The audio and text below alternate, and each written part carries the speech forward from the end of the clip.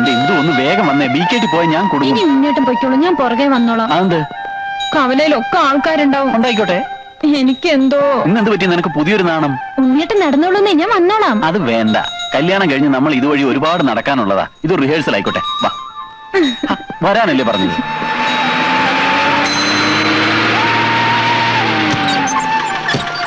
ഞാൻ പോട്ടെ. ശരി, ബൈ.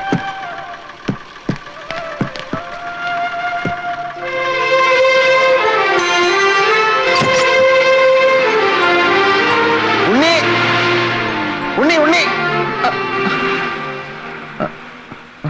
എന്തേ ഉണ്ണിയേട്ടൻ പോയല്ലോ? അവനിത് എടുക്കാൻ മറന്നേ.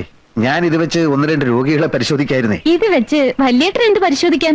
അല്ല, ഇപ്പൊ ആയുർവേദക്കാരും ഇത് ഉപയോഗിക്കും. അത് പോട്ടെ, ഉണ്ണി എന്ന് പറഞ്ഞു? അവൻ ഹാപ്പി ആണല്ലോ അല്ലേ? അവന്റെ വലിയൊരു ആഗ്രഹമായിരുന്നു നമ്മൾ തമ്മിലുള്ള കല്യാണം. അവനൊരു പെണ്ണിനെ കണ്ടുപിടിക്കല് ഇനി എന്റെ ഉത്തരവാദിത്ത. വല്യേട്ടൻ എന്തൊക്കെയാ പറയുന്നത്? എന്നെ കല്യാണം കഴിക്കാനോ? വല്യേട്ടൻ കെട്ടാൻ പോകുന്നത് മൂത്തടുത്ത ചന്ദ്രികയല്ലേ, കുമാരന്റെ പെങ്ങളെ. ഞാനോ? പിന്നല്ലാതെ ഉണ്ണിയേട്ടന്റെ എന്റെയും കല്യാണം ഉറപ്പിച്ചത് വല്യേട്ടൻ അറിഞ്ഞില്ലെന്നോ? കുഞ്ഞീഷ, നിനക്കെന്താ ഭ്രാന്ത് പിടിച്ചോ? ഇവിടെ എല്ലാം തീരുമാനിച്ചുറപ്പിച്ചല്ലേ? ഇല്ല, മനഃപൂർവ്വം എല്ലാരും ചേർന്ന് എന്നെ ചതിക്കായിരുന്നു. ഓർമ്മ വെച്ച കാലം തൊട്ട് ഇന്ദുലേഖയെ ഇവിടെ കൊണ്ട് നടക്കുന്നവനാ ഞാൻ. അവളെ ഞാൻ മറ്റാർക്കും വിട്ടുകൊടുക്കില്ല അച്ഛാ. അങ്ങനെ അവിടെ കൊണ്ടു നടക്കാൻ നിനക്ക് ആരാണ് അനുവാദം തന്നത്? കുഞ്ഞേഷ, വാക്കുകൊടുത്ത തിരിശ്ശേരി മാധവൻ വൈദ്യരാ. എതിർക്കാൻ നിന്നുണ്ടല്ലോ, ശരിപ്പെടുത്തി കളയും ഞാൻ. ആരെ? നിന്നെ തന്നെ. അത് വേണ്ടി വരില്ല അച്ഛാ. ഉണ്ണി ഇന്ദുലേഖയെ കെട്ടുന്ന ദിവസം ഈ വീടിന്റെ ഉത്തരത്തിൽ കിടന്നാടുന്നത് ഞാനായിരിക്കില്ല, എന്റെ മൃതദേഹമായിരിക്കും. കുഞ്ഞീഷ, വാക്ക് പാലിക്കുന്ന തിരിശ്ശേരി മാധവൻ വൈദ്യർ എന്ന് പറയുന്ന ഇതേ അച്ഛന്റെ മോനാ ഞാൻ. അമ്മാവനെ കണ്ട് ഇന്ന് തന്നെ ഒരു തീരുമാനമെടുത്തില്ലെങ്കിൽ തെക്കേ കണ്ടത്തിൽ എനിക്കുള്ള കുഴി കുത്താൻ ഇപ്പൊ തന്നെ ആളെ വിളിച്ചോളൂ. എങ്ങനെ കല്യാണം കഴിക്കുമ്പോ അളിയൊരു നട്ടലുണ്ടായിരുന്നു, അതിപ്പോ എവിടെ പോയി? ഊരി പത്താഴത്തിൽ വെച്ച് പൂട്ടിയോ? നാഴികയ്ക്ക് 40 വട്ടം തിരിശ്ശേരി മാധവൻ വൈദ്യരെ എന്ന് പറയുന്ന ആളാണല്ലോ. നാളെ ഇല്ലേ അളിയന് ആ നിർഗുണന്റെ കാര്യം പറഞ്ഞിട്ട് ഇങ്ങോട്ട് വരാൻ? അവനും എന്റെ മോനല്ലേ ശിവശങ്കര. അളിയ, എനിക്ക് അവളൊരു മോളേ ഉള്ളൂ. അവൾക്ക് തൽക്കാലം ഒരു ഭർത്താവ് മതി. കുഞ്ഞീഷം വല്ല കടുങ്ങയും കാണിച്ച ജീവിതകാലം മുഴുവൻ നമ്മൾ ദുഃഖിക്കേണ്ടി വരും. ഒരു കാര്യം ഞാൻ പറഞ്ഞേക്കാം, ഒരു തെണ്ടി പട്ടിക്ക് കൊടുത്താലും എന്റെ മോളെ ഞാൻ കുഞ്ഞീഷന് കൊടുക്കില്ല. വൈദ്യരെ, വൈദ്യരെ എവിടെയൊക്കെ തിരക്കി? ആ കാവങ്കിലെ വേലാതിന് അണലി കടിച്ചു. വൈദ്യരെ എത്രയും പെട്ടെന്ന് ഒന്ന് വരണം.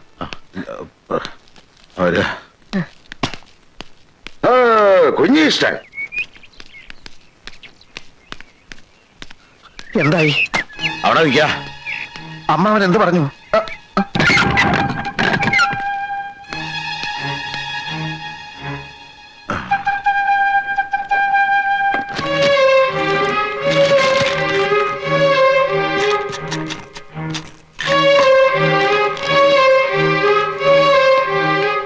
എന്താ ഇത്ര ധൃതി? കാവങ്കല വേലാതിനെ അണലി കടിച്ചു, ഉടനെ പോയേ പറ്റൂ. അണലിയല്ല, രാജവമ്പാല കടിച്ചാലും എനിക്ക് പ്രശ്നമല്ല. അച്ഛൻ പോയ കാര്യം പറ, ഞാനിവിടെ കിടന്ന് തീ തിന്ന. കുറച്ചുകൂടെ തീ തിന്നുക, എന്നിട്ട് അതിന്റെ കൂടെ കുറച്ച് മണ്ണോടെ കഴിച്ചോളൂ. ഒന്ന് ആളി പടരട്ടെ, എന്നാൽ അതിന്റെ ബുദ്ധി ഒന്ന് ഉണരൂ. ഇല്ല, എനിക്ക് വിവരം അറിയണം. അറിയാനൊന്നും ഇല്ല. നാട്ടിൽ തെണ്ടെടുക്കുന്ന പട്ടിക്ക് കൊടുത്താലും അവിടെ നിനക്ക് കെട്ടിച്ചേരില്ലാന്ന് പോരെ? ഇല്ല, ഇത് അച്ഛനും അമ്മാവനും ചേർന്ന് നടത്തിയ ഏതോ ഒരു ഗൂഢാലോചനയുടെ ഫലമാണ്. ഇന്ദുലേഖ ഞാനും ഇത് സമ്മതിക്കുന്ന പ്രശ്നമേ ഇല്ല. ചിലക്കരുത്, കൊന്നുകളെ ഞാൻ. നിനക്ക് വേണ്ടി വക്കാലത്ത് പറയാൻ പോയിട്ട് നാണം കെട്ടിട്ടാ ഞാൻ ഇറങ്ങിപ്പോകുന്നത്. എന്ത് കണ്ടിട്ടാടാ ഒരു അച്ഛൻ തന്റെ മകളെ നിന്നെ പോലെ ഒരുത്തനോട് പറഞ്ഞു വിടുന്നത്? പഠിപ്പും മതയും കണ്ടിട്ടോ? പണവും പ്രതാപം കണ്ടിട്ടോ? അതോ ചവന്തരിയും കണ്ടിട്ടോ? 8ാം ക്ലാസ് തോറ്റ ദിവസം പോലെ ഞാൻ നിനക്ക് പറഞ്ഞിരുന്നതാ അഷ്ടാംഗ ഹൃദയവും സഹസ്രയോഗവും. പഠിച്ചോ ഒരക്ഷരമെങ്കിലും? കാരപ്പൻ ഒരു കഷായം എഴുതാൻ അറിയോ നിനക്ക്? ഒരെണ്ണ കാച്ചി തിളയ്ക്കുമ്പോ ശരിയായിട്ട് അടുപ്പിൽ നിന്ന് ഊതാൻ അറിയോ നിനക്ക്? എന്താണ് നിന്റെ യോഗ്യത? പാടുവിട്ടിക്കരുതേ. പിടിച്ചോളോ, വരിക.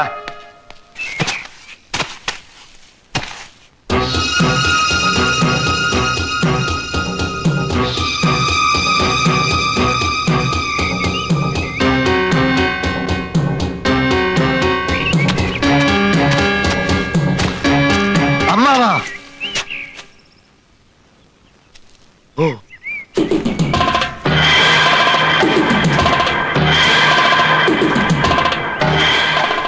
കുഞ്ഞീഷ, കൊല്ലും ഞാൻ, കൊന്നു കൊല വിളിക്കും. പിടിക്കടാ ഇവനെ.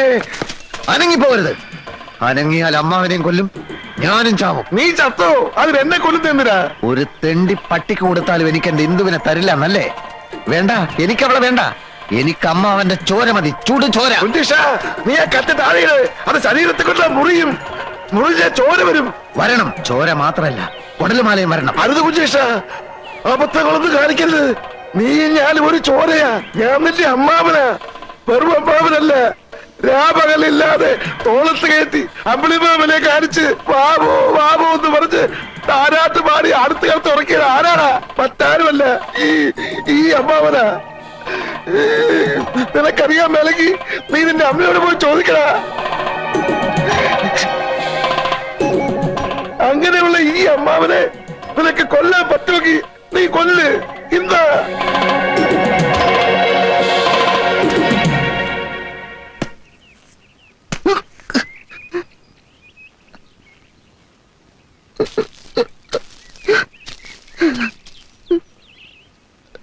ഈ കത്തി ഒന്നും വേണ്ട.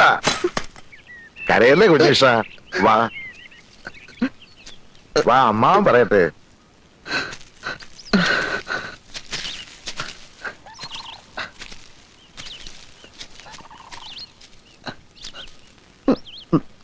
നിനക്കെന്താ ഭ്രാന്ത് പിടിച്ചോ കുഞ്ഞീഷ? ഭ്രാന്തൻ കുമാരന്റെ അളിയനാവാൻ പോകുന്നയാൾക്കും ഇത്തിരി ഭ്രാന്തുണ്ടാവുന്നതല്ലേ നല്ലത്. കുഞ്ഞീഷ, നമ്മളൊരു വിത്തുമാകുന്നു, വളമിടുന്നു, വെള്ളമൊഴിക്കുന്നു, അത് ചെടിയാകുന്നു, ദാ ഇതുപോലൊരു മരമാകുന്നു. ഒടുവിൽ പൂക്കുന്നു, കായ്ക്കുന്നു, കായ പഴുക്കുന്നു. പഴുത്ത ആ കായെ മറ്റൊരുത്തൻ തട്ടിക്കൊണ്ടുപോയാൽ നമുക്ക് സഹിക്കുമോ കുഞ്ഞീഷ? അതുപോലെ നിന്റെയും എന്റെയും നിന്റെ അച്ഛന്റെയും അമ്മയുടെയും വേർപാടാ ഉണ്ണികൃഷ്ണന്റെ MBBS. നമ്മുടെ എല്ലാം കഠിനാധ്വാനത്തിന്റെ പഴം. ആ പഴം വേറെ ഏതോ ഒരു തറവാട്ടുകാർക്ക് കൊത്തിപ്പറിക്കാൻ കൊടുക്കണോ കുഞ്ഞീഷ?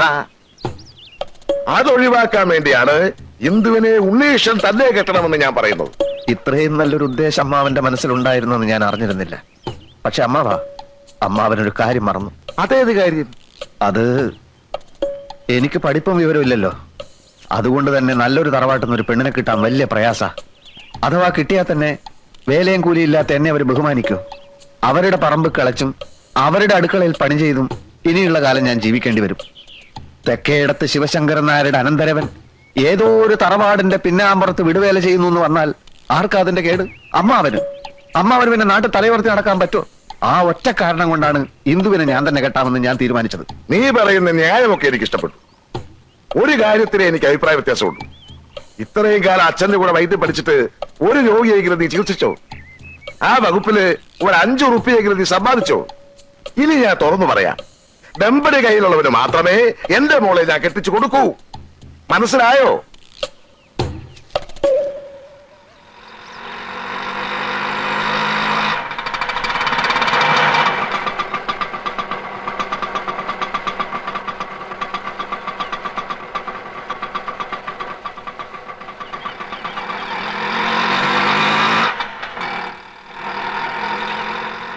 ഇവിടെ ആരും ഇല്ലേ? ആരാ? പരിശോധനാ സമയം കഴിഞ്ഞല്ലോ. ഞങ്ങൾ അടിവാരത്തുനിന്ന് വരിക, പോയിട്ട് ഇനിയും വരികയെന്ന് വെച്ചാ ഇത് ഞാൻ ഒന്നും വയറ്റി ചെല്ലാൻ മേല. അപ്പൊ തുടങ്ങും പരവേശം. ഒരുപാട് പേരെ കാണിച്ചു. അങ്ങനെ ഇരിക്കുമ്പോഴാ വൈദ്യരെ പറ്റി കേട്ടത്. വൈദ്യരനല്ലേ? വൈദ്യരനാണ്. ഇരിക്കൂ. അല്ല, പേരും പ്രശസ്തിയൊക്കെ കേട്ടപ്പോ ഞാൻ വിചാരിച്ചു വല്ല കിളവച്ചാരുമായിരിക്കും. ഇതൊരു പയ്യൻ ചെക്കനല്ലേ അച്ചാമ്മേ? അറിവുള്ളവർക്ക് എന്തിനാ പ്രായം? അതെ, എത്രയും പെട്ടെന്ന് ഈ അസുഖം ഭേദമാക്കി തന്ന വൈദ്യർക്ക് എന്താ വേണ്ടെന്ന് വെച്ചാ തരാം.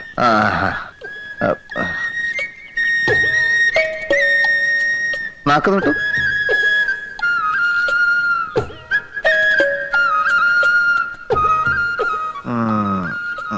സാരമില്ല, എത്തിപ്പെടേണ്ടിടത്ത് തന്നെയാണ് എത്തിപ്പെട്ടിരിക്കുന്നത്. നമുക്ക് ഒരു കൈ നോക്കിക്കളയാം. പോരാ. നല്ല കൈപ്പുണ്യമുള്ള ആളാണെന്നല്ലേ കേൾവി? അത് കണ്ടാ തന്നെ അറിയാം. ഇത് കാലത്തും വൈകിട്ട് ഓരോ ഔൺസ് വീതം കഴിച്ചാൽ മതി, ഭേദമായിക്കോളും. ഒരു 150 ഇങ്ങ് തന്നേക്ക്. ഇത് കഴിക്കുമ്പോ ഭാരിച്ച് ജോലികളൊന്നും അങ്ങനെ ചെയ്യരുത്. പിന്നെ പുളി, മീന്, പഞ്ചസാര, മുളക് ഇതൊക്കെ വർജിക്കണം. പഥ്യം വളരെ ശ്രദ്ധിക്കണം. വൈദ്യർ ഈ രോഗം ഭേദമാക്കി തരികയാണെങ്കിൽ ശ്വാസം കഴിക്കണ്ടെന്ന് പറഞ്ഞാലും കഴിക്കില്ല. എന്താ പോലെ? അതെ. ഓ,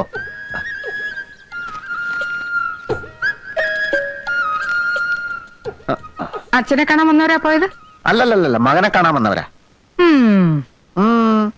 രോഗിയെ പരിശോധിച്ചു, രോഗവും പിടികിട്ടി. ചില പ്രത്യേക ചേരുവകളൊക്കെ ചേർത്ത് മരുന്നും കൊടുത്തു. 150 രൂപയും വാങ്ങിച്ചു. ഇതൊക്കെ എനിക്കും സാധിക്കും കേട്ടോ അമ്മേ. എന്റെ ദൈവമേ,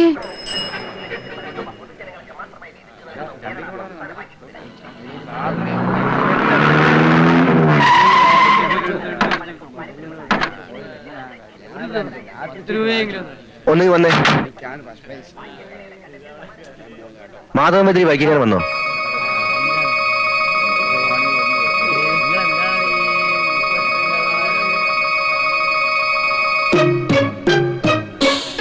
ഈ ഭൂമിയുടെ ഏതറ്റത്തുണ്ടെങ്കിലും ആ കൈവറവനെ ഞങ്ങൾ പോക്കൂ. വണ്ടി കയറോ. വൈദ്യർക്ക് അങ്ങനെ ഒരു അബദ്ധം പറ്റുമോ? ഇക്കണ്ട കാലത്തിനിടയ്ക്ക് എത്രയെത്ര സൂക്കേടാ വൈദ്യര് മാറ്റിയത്. ഇതിപ്പോ മരുന്ന് മാറിക്കൊടുത്തു എന്നൊക്കെ പറയുമ്പോ ഏത് ദേവേന്ദ്രനും പറ്റൂലോ അബദ്ധം, പിന്നല്ലേ വൈദ്യര്. ഏതായാലും ആള് തട്ടിപ്പോയ സ്ഥിതിക്ക് വൈദ്യരുടെ കാര്യം പോക്കാം. എന്താ സംഭവം? ആ അച്ഛനെന്തോ മരുന്ന് മാറിക്കൊടുത്തു എന്നോ ഒരാള് മരിച്ചു എന്നോ അവരച്ഛനെ തേടി ഇറങ്ങിയിരിക്കുക. ഒന്ന് കിടക്കണുണ്ടോ?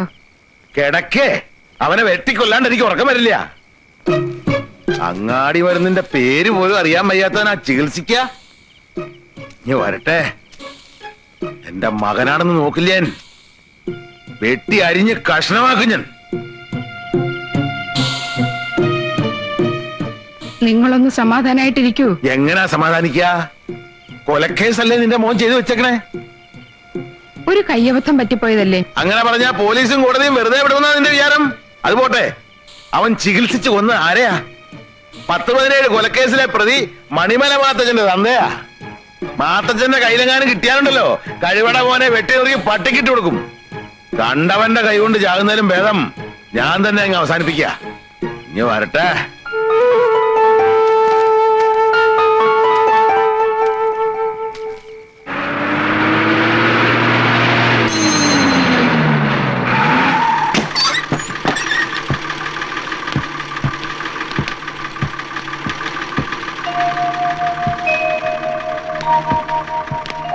കുഞ്ഞികൃഷ്ണനെ കുറിച്ച് എന്തെങ്കിലും വിവരം കിട്ടിയോ?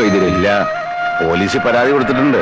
പിന്നെ ഉണ്ണിയും പട്ടണത്തിലൊക്കെ അന്വേഷിക്കുന്നുണ്ട്. പത്രത്തില് കാണാനില്ല എന്നൊരു വാർത്ത കൊടുത്താൽ നന്നായിരിക്കും. ആ മാത്തച്ഛന്റെ ആൾക്കാർ തട്ടിക്കൊണ്ടുപോയതായിരിക്കും, അല്ലാതെ എവിടെ പോവാനാ? ആ കിളവൻ ചത്തിട്ടില്ലാത്ത സ്ഥിതിക്ക് മാത്തച്ഛനെ വിട്ടുകൂടെ? ഇടത്തെ കൈന്റെ സ്വാധീനം നഷ്ടപ്പെട്ടു എന്നല്ലാതെ പേടിച്ച പോലൊന്നും സംഭവിച്ചില്ലല്ലോ. ഇനിയിപ്പൊ കൈ കുഴഞ്ഞു പോയതിന്റെ പേരിൽ കുഞ്ഞീഷനെ അവരെന്തെങ്കിലും ചെയ്തു എന്നാണ് എന്റെ സംശയം. ഇവിടെ ആരും ആ കുട്ടിക്ക് മനസ്സമാധാനം കൊടുത്തിട്ടില്ല. ചെയ്യുന്നതൊക്കെ കുറ്റം. എത്ര കാലം വെച്ചാ സഹിക്ക? ഇത്തിരി വെള്ളം ചോദിച്ചു വാങ്ങി കുടിക്കാനുള്ള ബുദ്ധിയും കൂടി ഇല്ല. കരയാതെ രക്ഷപ്പെടുത്തി. കുഞ്ഞീഷ്ണൻ ദൂരെ എങ്ങും പോയിട്ടുണ്ടാവില്ല. ഇങ്ങനെ കരഞ്ഞ വല്ല സൂക്കേടും പിടിക്കൂലേ? എണീറ്റ് വന്ന് വല്ലതും കഴിക്കമ്മായി. വേണ്ട മോളെ, ഒന്നും ഇട്ടുണ്ടെന്ന് ഇറങ്ങില്ല. എന്റെ പെങ്ങള് വിഷമിക്കാണ്ടിരിക്കേ. അവൻ മരിച്ചിട്ടൊന്നും ഉണ്ടാവില്ല. ഇനിയിപ്പോ അങ്ങനെ വല്ലതും സംഭവിച്ചാൽ തന്നെ അത് വിധിയാണെന്ന് കരുതിയാ മതി. എന്താ അച്ഛാ ഇത്? ഇങ്ങനെയൊക്കെ സംസാരിക്കാ? മോളെ, നമ്മൾ എന്ത് മുന്നിൽ കാണണം? വരാനുള്ളതൊക്കെ വഴി തങ്ങുമോ? നിങ്ങളിന്ന് പോകുന്നുണ്ടോ? ആ, എന്റെ വിഷമം നിങ്ങൾക്ക് ആർക്കും മനസ്സിലാവില്ല.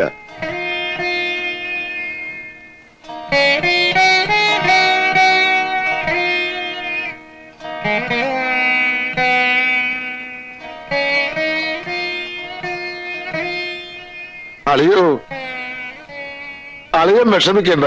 വയറ് വിശക്കുമ്പോ അവനിങ്ങോട്ട് വരും. എനിക്ക് തോന്നണില്ല. മാത്തച്ഛന്റെ അച്ചായൻ മരിച്ചു തന്നെ ആയിരിക്കുമല്ലോ ഇപ്പോഴും അവന്റെ വിശ്വാസം. അങ്ങനെയാണെങ്കിൽ മണിമല മാത്തച്ഛന്റെ അച്ചായൻ മരിച്ചിട്ടില്ല എന്നൊരു നോട്ടീസ് അടിച്ച് നാടൊട്ടുക്ക് അങ്ങോട്ട് വിതരണം ചെയ്താലോ? വേണ്ടല്ലേ? ഒരു കണക്കിന് ഇതൊരു ഭാഗ്യമാണെന്ന് കൂടി കരുതിയാ മതി. ഇന്ദുലേഖയുടെയും ഉണ്ണിയുടെയും കല്യാണത്തിന് ഇവനൊരു വലിയ തലവേദനയായേനെ. ശിവശങ്കര, ഞാൻ പോയിട്ട് നാളെ വരാം.